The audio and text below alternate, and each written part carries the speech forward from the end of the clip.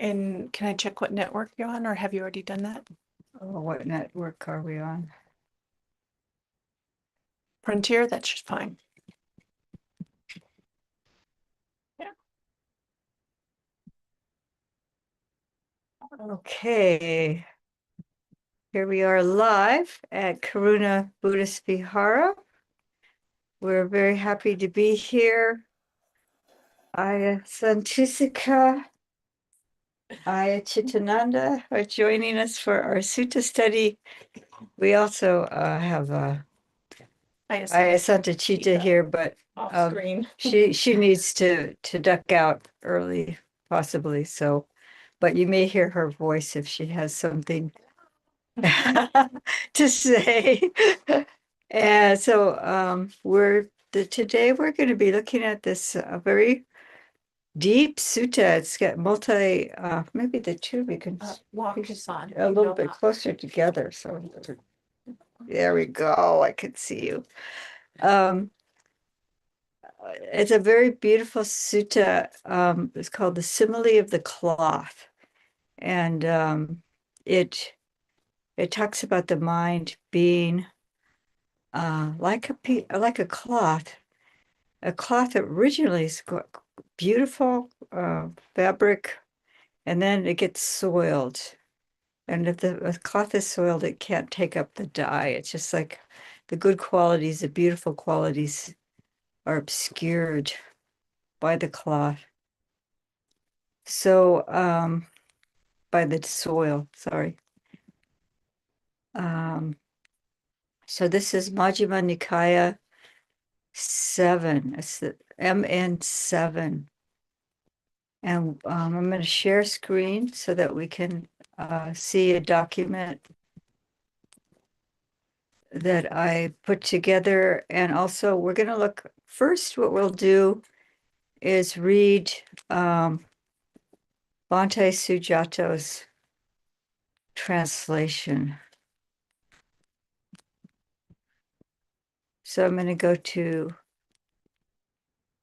pin myself first. Oh, yeah. Then I'm going to go to share screen. And this is Bhante Sujato's translation of Simile of the Cloth. Every translation I look at, there's some things that I resonate with more than the others, but I think all of them are good enough. I have extracts also from Ajahn Thanissharo's translation. Unfortunately, I don't have the digital to Bhante Bodhi's, so it's more difficult for me to get extracts for that one. So this is he's chosen Vata Sutta and instead of the Watupama Sutta, which is I didn't really investigate the difference in the Pali. I don't know how significant it is. Would you mind reading, Aye? Okay, sure. Go back here. So I have heard. At what time the Buddha was staying near Savatthi in Jeta's grove, Anathapindika's monastery. There the Buddha addressed the mendicants. Mendicants, venerable sir, they replied. The Buddha said this: suppose, mendicants, there was a cloth that was dirty and soiled. No matter what dye the dyer applied, whether blue or yellow or red or magenta, it would look poorly dyed and impure in color. Why is that? Because of the impurity of the cloth. In the same way, when the mind is corrupted, a bad destiny is to be expected. Suppose there was a cloth that was pure and clean. No matter what dye the dyer applied, whether blue or yellow or red or magenta, it would look well dyed and pure in color. Why is that? Because of the purity of the cloth. In the same way, when the mind isn't corrupt, a good destiny is to be expected. So, Sugati. Good destination, happy fate. this is talking about rebirth, but also in this lifetime, a good destination is a calm, a peaceful, abiding too. But the Buddha is specifically talking about rebirth here. Do you want to go ahead? Should I pass it on, or Do other people have the? do you want to read? Sure. Starting with covetousness. Okay. Covetousness and immoral greed, ill will, anger, acrimony, disdain, contempt, jealousy, stinginess, deceit, deviousness, obstinacy, aggression, conceit, arrogance, vanity, and neglect are corruptions of the mind. I miss negligence. You missed it. You were negligent. Neglect. Negligence. This is up Neglect. and Nyanika has found the why don't you share the link? We can look later a little bit more detail, but Well, I'm not on the Zoom this time. oh, okay. I'll get on the Zoom and just paste it in. Okay. But here it says a mendicant who understands that covetousness and immoral greed are corruptions of the mind gives them up. So we have to understand there are people that don't understand that this is a corruption of the mind to have greed or ill will or anger, or they maybe feel justified to have these. In the Buddhist circles, that's kind of unthinkable, but I have seen in groups where a teacher is speaking about this, and then somebody said, well, isn't it all right to have righteous indignation or anger about what's going on in the world or something? But if you look at the impact on the mind, then this is what the Buddha is talking about. It's very harmful. And then so you have to understand that greed is a corruption of the mind. But I think, may I say something? Come, we won't hear you. No, they can't. Can Can you hear me? thumbs up if you can hear Ayya Sanchita. Because this is really convenient for my hand, with I can lean on this thing. We're getting no thumbs up that they can. Or do you want Not to? very non-ish with that waistcoat. That's all right. I just wanted to say, I think that's really true. But I also think, sometimes it has information in it for us, if anger comes up, where there's a way of where the system basically says no, and then you can make a skillful boundary without acting from anger. But still, it's not completely free of any information, because sometimes, if we get, intruded upon or exploited in some way, anger can come up. But then if you kind of, pay it back with anger, that wouldn't work. But you could just maybe slow down and then, respond in a skillful way so you can protect yourself. It's like your Or alert, others. your alert signal, but then you don't. Yeah, you don't pay, kind of go back with that same energy. Because that's like the only, thing I think which is good to add. Because otherwise it can become suppression, and then that's also not really helpful. Okay, so we'll talk about that more as we go along. This sutta is multi-layered. Right, like everything in life. It's not, and so understanding at least that the anger, maybe what we're angry about or what we do about it, but we have to have some understanding of the impact it has on our minds. So that goes through all the different, that list of 16, And Yannicka is gonna, did you already paste in I the chat? pasted it into the chat. Yeah, there's a resource that you can look up that has details about the 16. So it's good to really identify it. But they're talking about anger and ill will. So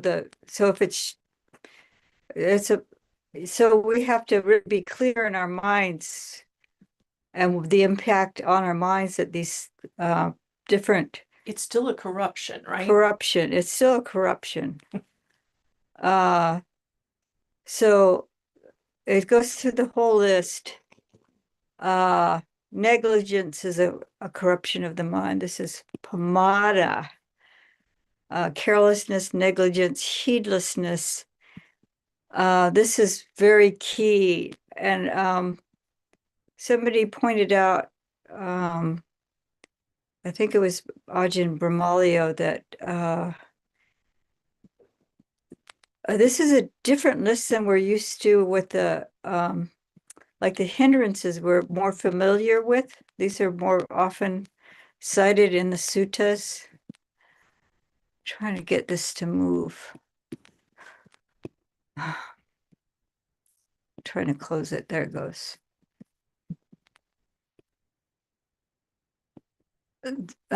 This list has some of the hindrances and then other elements that are typically listed as far as defilements. These are upakilesas. Impurity, imperfection, flaw, blemish, corruption. So this is when the mind is becoming more and more refined. So there's the coarser corruptions, and then there's the more subtle corruptions that we have to understand. And we'll look at this list again. I have Ajahn Tanisaro's translation. Once we get through this whole sutta, we're going to take it a little bit more slowly, and we'll see how much time we have. But we may have to do this in two parts. So when they have understood these corruptions of mind for what they are and have given them up. Skip something here. Only one line, but you paraphrased it beautifully. Yeah. A mendicant who would you read it, that line that I missed? Okay. A mendicant who understands that covetousness and immoral greed are corruptions of the mind gives them up.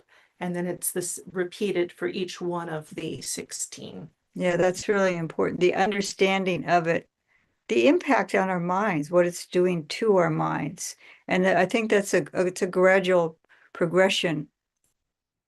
And certainly we don't want to repress, like Sandachita was saying, we don't want to deny that they're there. We need to know that they're there. We need to understand that they're there. And then really try to guard our behavior through speech and through action, that the action and speech isn't corrupted. I mean, you may be motivated, but the motivation should be, an action should be not harmful to oneself or others. So if we see the harm and give them up,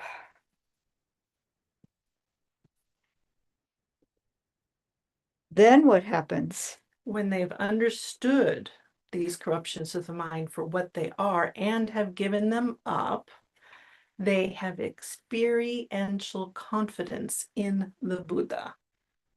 You want to talk about that, or shall I read the next? Would you like to read What does it say? What does it mean by Um, experiential confidence? it's the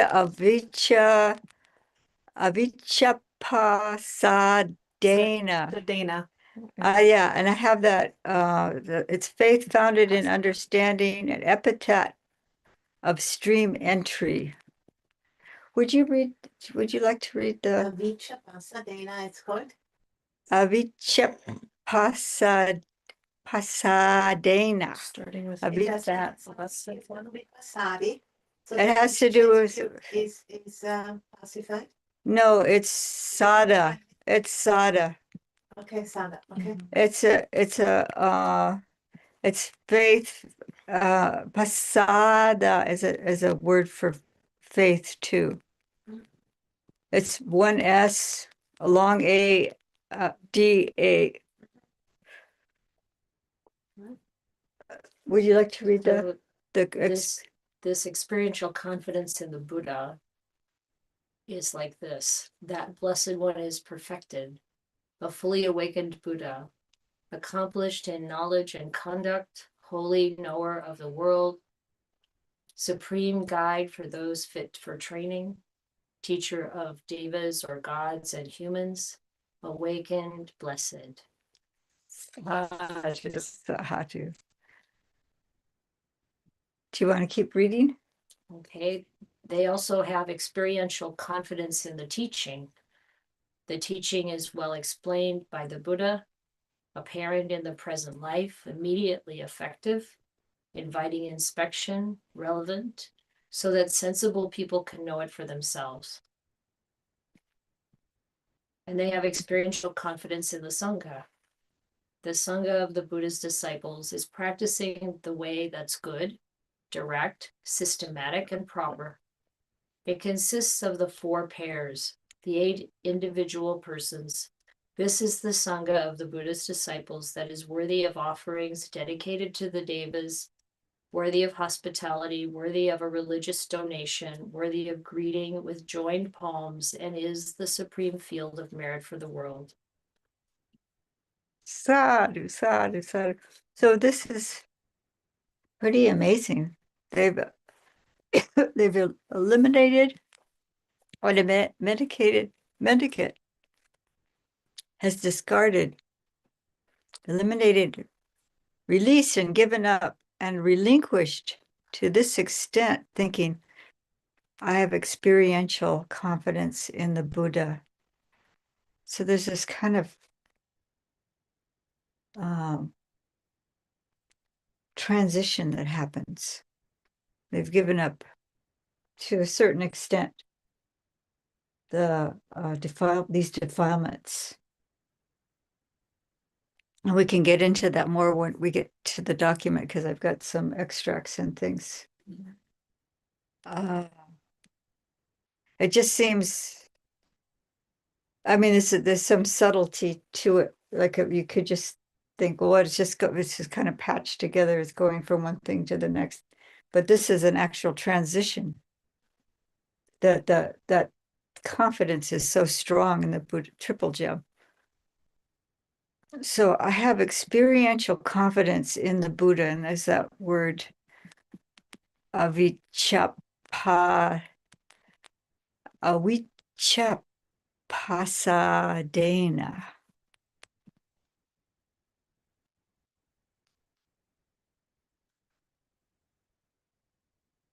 I have experiential confidence in the Buddha, the teaching, the Sangha.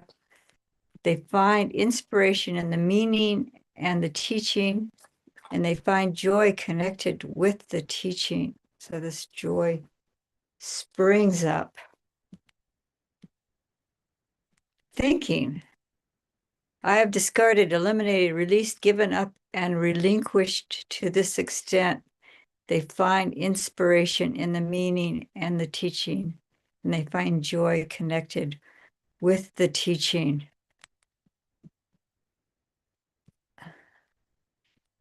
See, would you read the Pali here? Thinking I have Yatodiko paname chatang vantang mutang pahinang patini satanti. Keep going. Or You go. labati atavedang labati dhammavedang labati damu pasang hitang pamojang. Sadhu, Pamoja. yes, Sadhu. Pamoja is the happiness, the joy. gladness. But here this is mutam, released, freed, hinam, abandoned, dispelled, eliminated. This is all like relinquishing, giving up, letting go. And you can only really, Patinisagam, You can only really do that if you've Would you got trans- some understanding. For it. translate this word Okay, for I'll go you? find that one. Okay. Where putting. Oh, yeah, well, You could probably translate it just by looking at it. it's the Patinisag, the no, my brain will not go. It's 15 years ago. yeah, it's Yeah, it is another. It's a- It's an- giving up. A yeah, level of it's- freedom and release and moving. escape and they've really relinquished. It's a relinquishment. relinquish, that would be a good one. Yeah. And they, Forsake, renounce, abandon. okay, and then we're gonna look at this word too.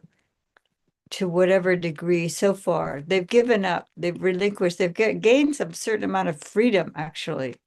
And so they have joy. Because maybe I should sit here, but it's just.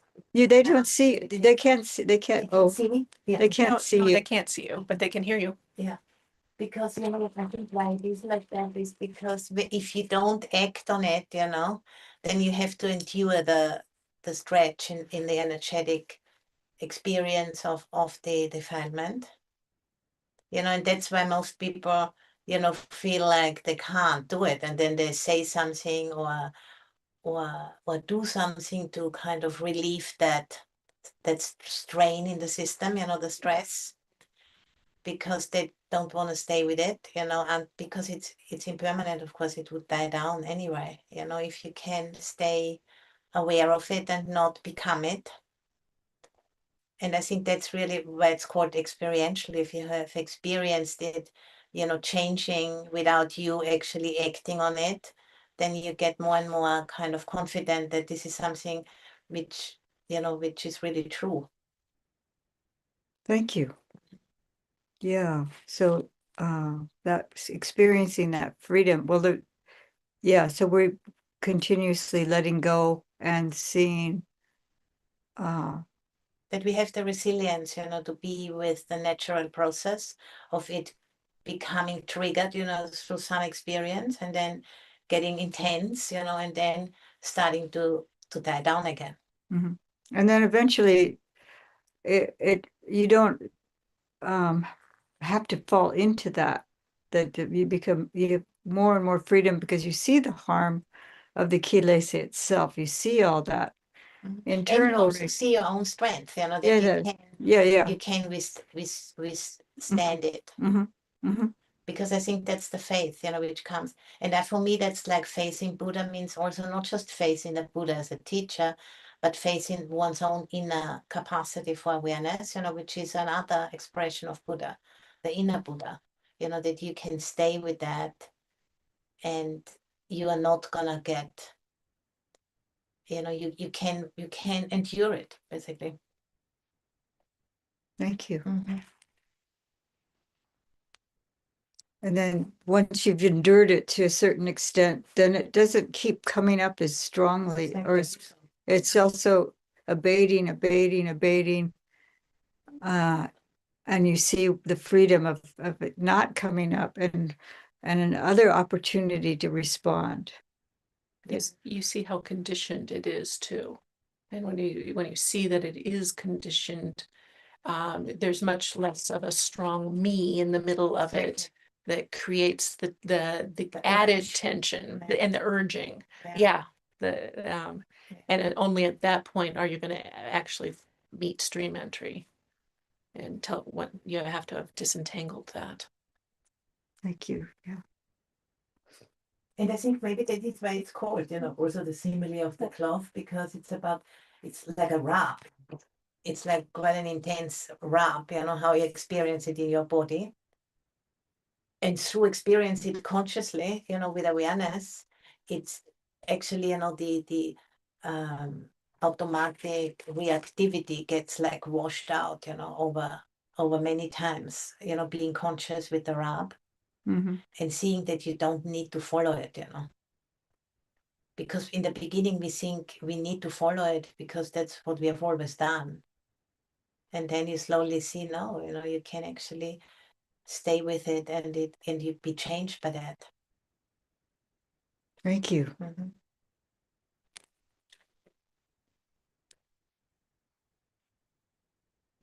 So I highlighted this word, yet todi, and this is to a certain extent. So this person, there's a big discussion about this word amongst scholars, what that is indicating, that to a certain extent or to a certain limit. And because this person has entered the stream, it's not like the defilements are completely gone, but certain fetters have been cut.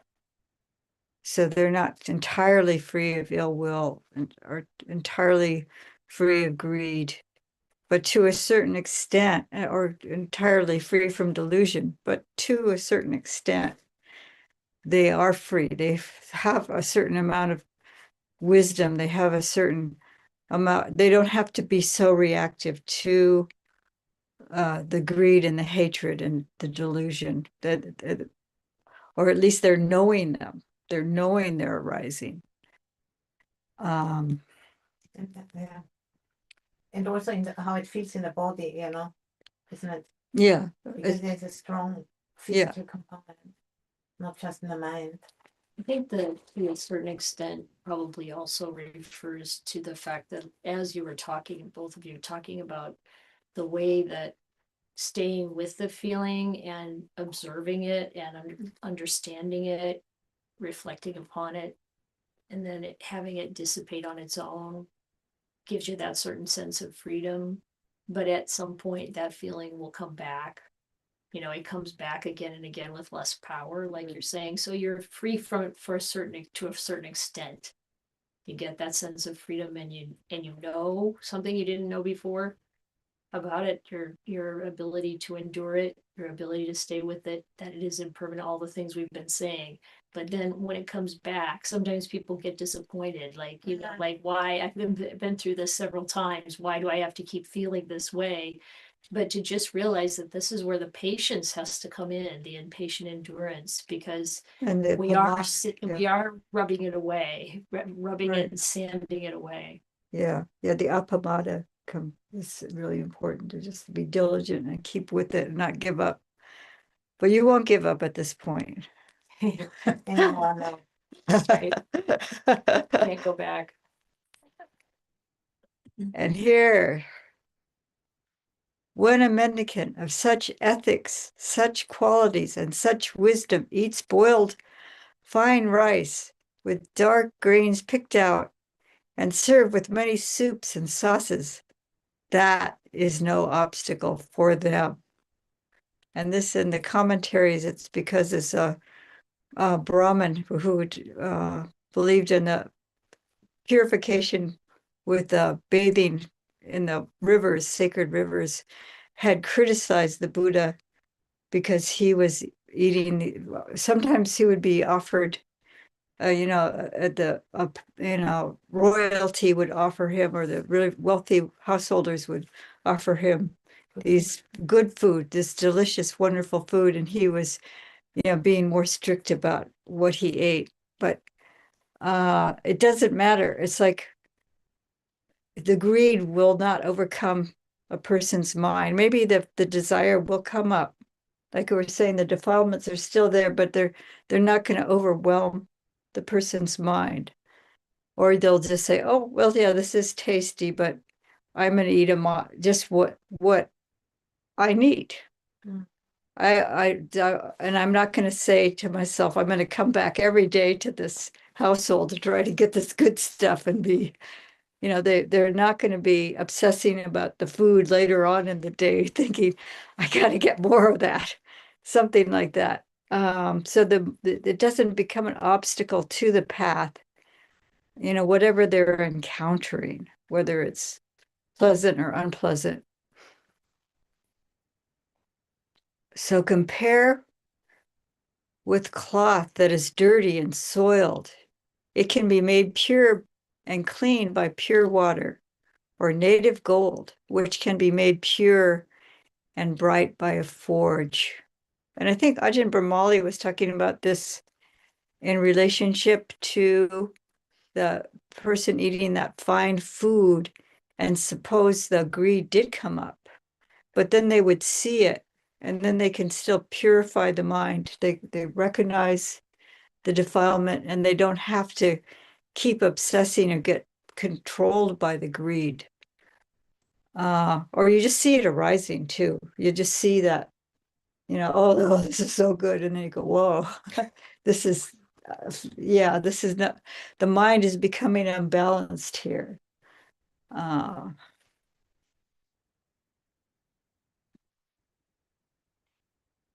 In the same way, when a mendicant of such ethics, such qualities, and such wisdom eats boiled fine rice with the dark grains picked out and served with many soups and sauces, that is no obstacle for them. Now, IA, would you read the next part? They meditate, spreading a heart full of love to one direction, and to the second, and to the third, and to the fourth. In the same way, above, below, across, everywhere, all around, they spread a heart full of love to the whole world, abundant, expansive, limitless, free of enmity and ill will. They meditate, spreading a heart full of compassion to one direction, and to the second, and to the third, and to the fourth. In the same way, above, below, across, everywhere, all around, they spread a heart full of compassion to the whole world, abundant, expansive, limitless, free of enmity and ill will. They meditate, spreading a heart full of rejoicing to one direction, and to the second, and to the third, and to the fourth. In the same way, above, below, across, everywhere, all around, they spread a heart full of rejoicing to the whole world, abundant, expansive, limitless, free of enmity and ill will. They meditate, spreading a heart full of equanimity to one direction, and to the second, and to the third, and to the fourth. In the same way, above, below, across, everywhere, all around, they spread a heart full of equanimity to the whole world, abundant, expansive, limitless, free of enmity and ill will. Sadhu, sadhu, sadhu. So that seems kind of like a jump, doesn't it? We're talking about boiled rice, and then all of a sudden we're doing the Brahma Viharas. What happened? You want to tell us something? Or are you going to tell us what happened? Who has an idea about this? Well, I mean, he's explaining what it's like to get to that stage, right? So you're not going to be Speak up a little bit. So Oh, sorry. I mean, he's explaining what happens when you get to that stage of development and how you're not going to be affected by the really delicious, exciting things coming from the world, but instead you're going to abide in these beautiful states of the Brahma Viharas, and you're going to be spreading that, just kind of like a glow. oh, that's beautiful. That's it. Yeah. Does anyone else have ideas about that? That sounds really good to me. I like that one. Well, before that is the body is, there's the bliss, there's the rapture, there's the joy, there's the, I mean, really. So in the sequence, just before the boiled rice. Right. So, I mean, how, compared to that, curry and rice just aren't it. And so naturally, it's like, yes, I'm eating this. Often I'll do, this is nutriment for the body that today I practice well. And what is the practice? The practice is the Brahma Viharas. It's this open, expansive, I mean, for the immersion, the samadhi, the bliss, all of that to have the right container, it can't be constricted. It has to be in this unbounded embodiment. Mm. So I feel like, you're not going to get distracted by curry. Because you've eliminated, released, given up, and relinquished to that extent. Mhm. And they find inspiration and meaning in the teaching, and joy connected with the teaching springs up. Yeah, and so then this is the progression to the Brahma Viharas, because they have rapture, and mindful of rapture, the body becomes tranquil, and the body is tranquil and they feel bliss. But it's also related to what Santusika was saying too. And there's mudita in the Yeah. receiving of it. Yeah. Well, that whole transit, that whole chain that you're talking about, starting with ethics, I believe here, Yes. Yeah. you know, Yeah. that is a common sequence that we see throughout the suttas in various forms, starting with various things. And what that leads to is samadhi. And what samadhi leads to is wisdom Mhm. and that letting go. So this is once he goes into that you're not going to care about what the quality of the food anymore for sensual satisfaction. For nutrition, yes, Right. but for sensual satisfaction, it's so pale compared to those experiences in meditation and the development of wisdom and letting go and feeling that release, that relief. And then the Brahma Viharas are the abiding places for the mind that's free or close to free. Mm-hmm. And you mentioned that there's, well, both of you, that progression. In the progression around food, what we're told to do is know the measure of it. Yeah, We're and it's told- pretty natural when you don't really have a big investment in continuing to taste something. Right, so you know the measure of it, and then he goes to the immeasurables. Oh, that's interesting. That's The interesting. stretchment's fun. It's a fun, yeah. No, okay, it's my there's tiny a, mind. okay, well, that works though, because it is, Yeah. it is limited. Yeah. I think Yeah, that's the what you're measure- pointing the to, measure the of the limits. food is It's- limited. yeah, it's Yes. limited to the amount, and you may overeat, and it's a limit as far as you can overeat. Yeah. You can't be just tasting, even if you could taste, then you get bored with the taste. Mm-hmm. And then, yeah, there's a limit to it. It's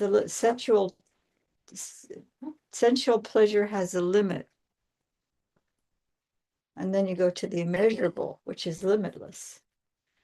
So that's great. That's really great. I like that.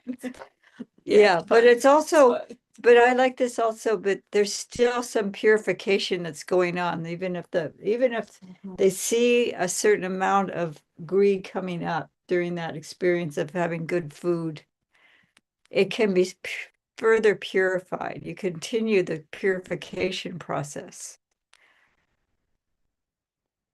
So they've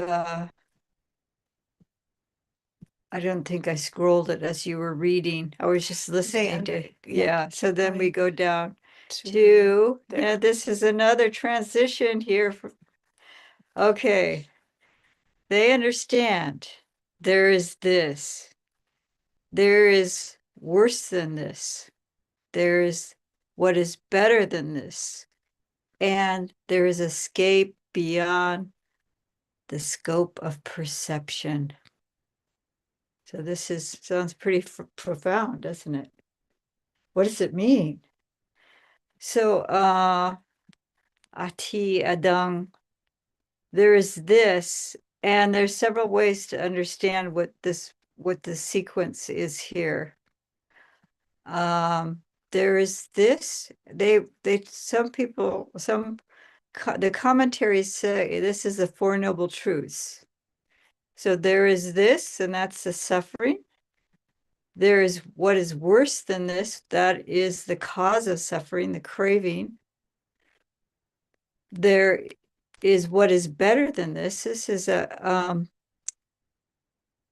yeah, well, there was I read it as there's the superior, the inferior, and the superior. And the superior can either be here in that understanding of this as the Four Noble Truths, as this could be the Eightfold Path here, which is better than that. And the escape beyond the scope of perception is Nibbana. But somebody else reversed these two and they put Nibbana, which would be cessation, here. Cessation is better. And the escape is the path. So the path is the way to escape. So there's thinking that this is an insight process that happens after they emerge from the Brahma Viharas. Their mind has become very pure and expansive and beautiful, and then they go to and you're shaking your head or I like it. agreeing. You like it. Yeah. And then there's another way of understanding is there is this. They just came out of the four Brahma Viharas, so they see that. Mhm. They see the Brahma Viharas. There is what is worse than this, and this is Kama Loka. This is the world of sense pleasures. And there's the better than this, which would be the immaterial planes. Mhm. That's a more refined. But then, and there is escape beyond this whole scope of perception, because these are all in the realm of perception. So this would be Nibbana. When they're all sankharas, Mm-hmm. right? Impermanent suffering, not self, Mhm. sankharas. So Mhm. that perception that we hold so tight Mhm. about this is the real world, I'm an individual person with this personality and so on. And then when we start to see through that, then we're moving beyond this scope of perception. Yes. Maybe that's another way to think about it. Uh-huh. So these are two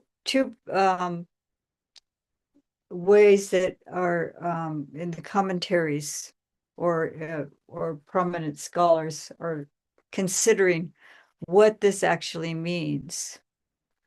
But they've come out of the Brahma Viharas, and then this is insight. They're doing insight practice here. They're examining reality. And then knowing and seeing like this, their mind is freed from the defilements of sensuality, desire to be reborn, and ignorance. So what is that? What just Sounds like some happened? pretty high feathers going down there. What just happened? Stream entry. No, No. more Oh. than that. Non-returning-ish. So it's no, they're Arahants? arahants. Yeah, once ignorance drops, you're, It's Oh, desire to okay. be reborn. yeah. I said free from okay, the yeah. Can go of sensuality. Too. So this Gotta is scroll the down, gotta scroll down. no, this is kama, Scroll down. kamasawa, bhawasawa, and avijja asawa. So Yeah, that's that's Those- fully all done. those awesome. When they're freed, they know they're freed. yeah. Oopsie. Vimutti. We Oh, yeah. mutasmim we muta There's the miti giveaway. jnanam hoti. So this is the Yeah. knowledge. Yeah. The knowing that they're free. They know. They understand rebirth is ended. The spiritual journey has been completed. What had to be done has been done. There is nothing further for this place. I like that translation. Yeah. There's no more returning to this existence, to this state of existence. I'm out of here. Yeah, this is do you want to read the Pali? Kina jati. Jati busitang brahmacharyam katang karaniyang na parang itatayati pajanati.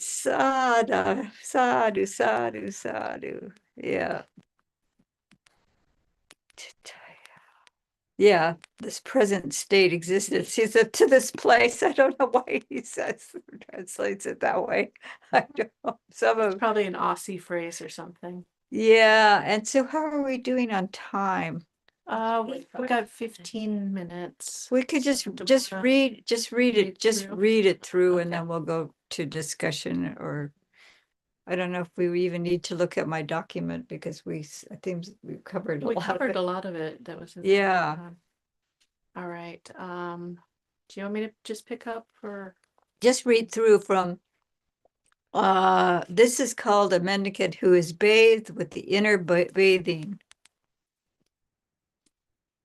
At that time, the Brahmin Bharadvaja. This is a Bharadvaja. Okay, go. You've got it. Sundarika Okay. was sitting not far from the Buddha. He said to the Buddha, "What does the worthy Gautama? But does the worthy Gautama go to the river of Bahuka to bathe? Brahman, why go to the river Bahuka? What can the river Bahuka do?" Many people deem that the river Bahuka leads to a heavenly world and bestows merit, and many people rinse off their bad deeds in the river Bahuka. Then the Buddha addressed Bharadvaja of Sundarika in verse. The Bahuka and the Adhikaka at Gaya and the Sundarika too, Sarasvati and Payaga, and the river Bahumatati. A fool can constantly plunge into them, but it won't purify their dark deeds. What can the Sundarika do? What the Payaga or the Bahuka? They can't cleanse a cruel person, a sinner, from their bad deeds. But the pure in heart, it's always the spring festival or the Sabbath. For the pure in heart and clean of deed, their vows will always be fulfilled. It's here alone that you should bathe, Brahman, making yourself a sanctuary for all creatures. And if you speak no lies, nor harm any living creatures, nor steal anything not given, and you're faithful and not stingy, what's the point of going to Gaia? For any well may be your Gaia. Do you want to continue or do you want Yeah, to? let's just finish it. Just When finish he it. had spoken, the Brahmin Bharadvaja of Sundarika said to the Buddha, "Excellent, worthy Gautama, excellent." As if he were writing the overturned or revealing the hidden or pointing out the path to the lost or lighting a lamp in the dark so people with clear eyes can see what's there. Worthy Gautama has made the teaching clear in many ways. I go for refuge to the worthy Gautama, to the teaching, and to the mendicant Sangha. May I receive the going forth, the ordination, in the worthy Gautama's presence. And the Brahmin, Bharadvaja of Sundarika, received the going forth, the ordination, in the Buddha's presence. Not long after his ordination, Venerable Bharadvaja, living alone, withdrawn, diligent, keen, and resolute, soon realized the supreme end of the spiritual path in this very life. He lived, having achieved with his own insight the goal for which gentlemen rightly go forth from the lay life to homelessness. He understood rebirth is ended, the spiritual journey has been completed. What had to be done has been done. There is nothing further for becoming. And Venerable Bharadvaja became one of the perfected. Sadhu, sadhu, sadhu. So I don't know whether we really need to look at this. Like I just Do you have any points there that we haven't talked about? let's see. So this is just an alternative translation of those defilements. Anger is a defilement of the mind. Hostility, denigration, domineering, envy, jealousy, hypocrisy, fraud, obstinacy, presumption, conceit, arrogance, vanity, negligence is a defilement of the mind. So this is Ajahn Tanisaro's translation, and you can go to Access to Insight and get here I just translated Dugati and Sugati. But this is his translation. He has notes. He's got some copious notes that you might want to look at if you want to further. So when the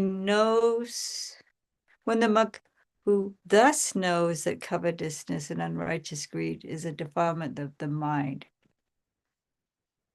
this covetousness and unrighteous greed has been abandoned when in him who thus knows that ill will is a defilement of the mind. So they, how, in this way they understand it. They really understand it clearly. When in him who thus knows that negligence is a defilement of the mind, this negligence has been abandoned. He thereupon gains unwavering confidence in the Buddha. So that's the direct sequence there. It's actually clear in the way that's written. And then they have experiential confidence, and he says unwavering confidence. And that's that word we were looking at early, avichapasadena. There's that word. I broke it into the two pieces where it's perfectly, absolutely, having gone deeply with wisdom.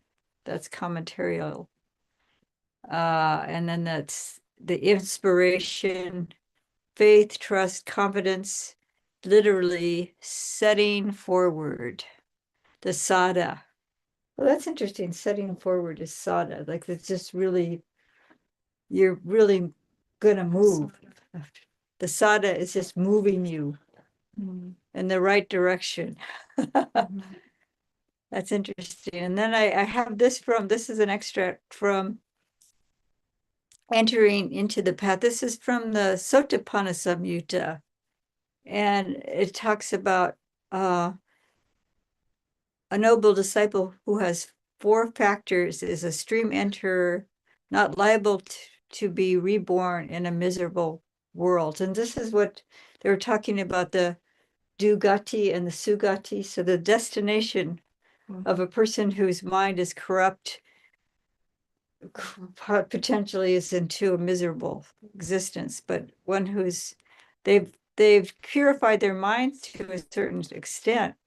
And then it's when a noble disciple has unshakable confidence in the Buddha. And then there's the stock recollection of the Buddha. A noble disciple has unshakable confidence in the Dhamma and the Sangha. And they have virtue loved by the noble ones, unbroken, flawless, unblemished, not caught up in craving, freed from wrong views, praised by wise people. That leads to concentration. So we saw that, how that person was able to enter samadhi. The piti came up, the joy came up, the mind settled. They weren't overcome by defilements. Yeah, it's Anyway. much easier at that point. Pardon? It's much easier at that point to get into that bliss of meditation. Yeah, so I don't know. We could open it up for discussion, though. Like, I mean, we could go through this quickly, but so Stop the share and we could stop the screen share and open it up. I think if there's comments, I could put it, you mind if I put it in gallery view and people can take their, sure, put their cameras on if they want to, or not if they don't want to. and they don't have to. Good. So, welcome for joining us. Any comments or questions?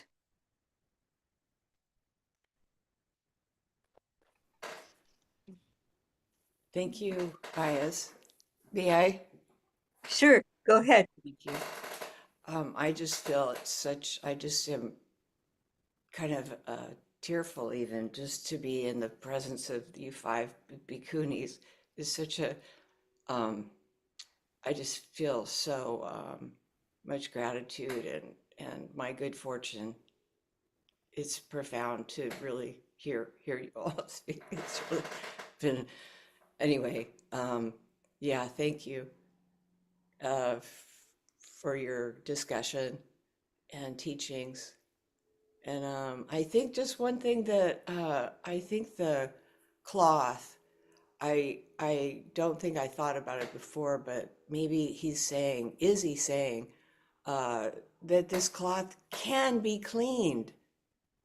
Is that like the gist of like it's kind of, or at least it's one point made, like it needs to be cleaned. It needs to be purified. It is capable of being, we are capable of purifying it. And okay, good. I see the Yeah, nods. yeah, Okay, yes, good. definitely. This is a process that we're doing, and that's where they got, that's that one point, just as a cloth is maybe can be made clean by water, by washing, by purified by like at the time of the Buddha, I think they in some places still they take it down to the stream and they just pound it on the rocks and they get the dirt out by washing it that way. It takes some physical effort if you don't have a washing machine still. But yeah, so before we dye our cloth, even if it's just cloth that's come from a fabric store, it has never been worn or used, we wash it because there's always some impurities in it, even if you can't see it. But something that's been worn and food spilled on it and stuff like that, you've got to really scrub. This is what the state of a lot of our minds by the time we start trying to do this practice, is that and then there's just naturally just being in the Kamaloka and the form realm and in the not form realm, but the desire realm, the sense realm, there's impurities that are there. So just to know them and recognize them. Can I say something? Sure, certainly, please. So I think your point is, this This is idea Kema. that This is Kema. Yeah. Kema, oh, hi, this idea that we can do it. It's possible for our own minds to become pure, or pure maybe isn't the best word, but free and clean, and this is so important because this is part of the doubt that often is lodged deep in us, that can I do this? Is this possible for me? And it's so important to recognize that it is, and to use the progress that we make on the path when we do kind of stay with a feeling, a strong feeling, an emotion, one of these defilements, and we sort of see step by step through it until it subsides and then it's weaker. See that progress as the stain going away from the mind. Like when we are washing out a stain and we see that it gets more faint, we're encouraged. And we see that in ourselves. Yeah, we keep looking too, and we keep, there's still a little bit there, and we put a little bit more washing powder or whatever. Yeah. Scrub it more, scrub it more.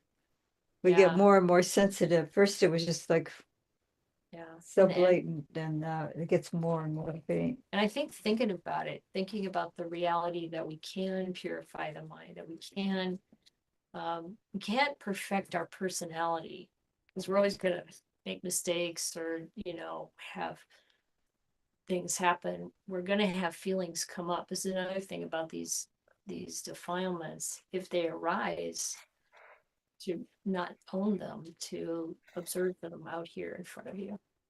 That's not really me, not mine. I don't have to follow this. Yeah. But to not feel bad if they come up. We Mm. can't control that. That's just old stuff. That's just old karma. Yeah, thank you. I feel, thank you. Yes, I feel it's like we're all on an inner journey that is not the world's.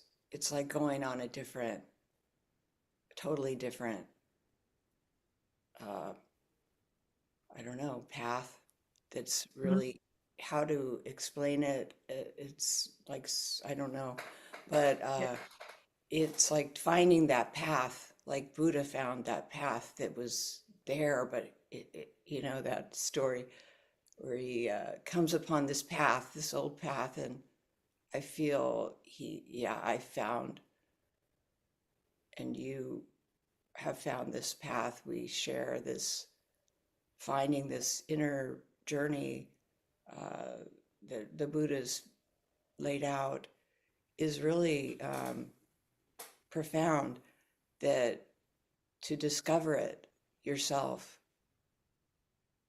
to it's yeah, I really relate to this teaching. And I guess in a way, uh, it comes and goes. Sometimes I think this teaching is sort of touching on what they're all touching on everything, but this one, just the world's people most people are not, I would say, on this whatever path, or they're more in this trying to purify with the water, purify the self with the world or whatever, finding the solutions with all this No, stuff they're out. chasing after the fine rice and things like that. Yeah, Don't realize that the happiness comes from the purity of the mind, and it's not dependent on the senses. So it's just like you were talking about, like, I think if you were in just, this is the beauty of having a sangha, or to have Yeah. a community, is that you see other people that are on that path where everybody else is going in another direction, or don't even have a direction, right. kind I of think that wandering was, aimlessly and trying to satisfy the senses. I think So that's why my question was, how do you, I guess I don't have a lot of Sangha. I mean, it's all online so to see the world is not, I don't normally, it doesn't affect me as much, but sometimes I'm not submerged in it. So but if I have too much contact with others, it sometimes I sense it's just, anyway, I do need more Sangha, and I'm guessing you all do too, like more just being around yeah, it's others. for us to come together. Let me let's close, and we can have more discussion off the offline. Oh, If yeah. stay Okay. on. So because it's after 9 now. Thank you. And so you can stay on after we take it off the live stream. Also lock if you want to stay on, if you have a question you want to ask offline. So we'll turn towards the altar here. We have this beautiful flowers from the katina. We're here because the katina, we've been invited by San Tusika and Chitananda to join them for their katina. So this is the beautiful altar you can see here. Let's put it on. I'll take it off the gallery so you can see. The altar. Well, it's not that, so it's the Well, she fixed it. She did it. Okay, there we go. I was just putting it on the gallery. Araham Sama Sambuddho Bhagava Buddham Bhagavantam Abhivademi Swakato Bhagavata Dhammo Dhammam Namasami Supatipanno Bhagavato Sawaka Sangho Sangham Namami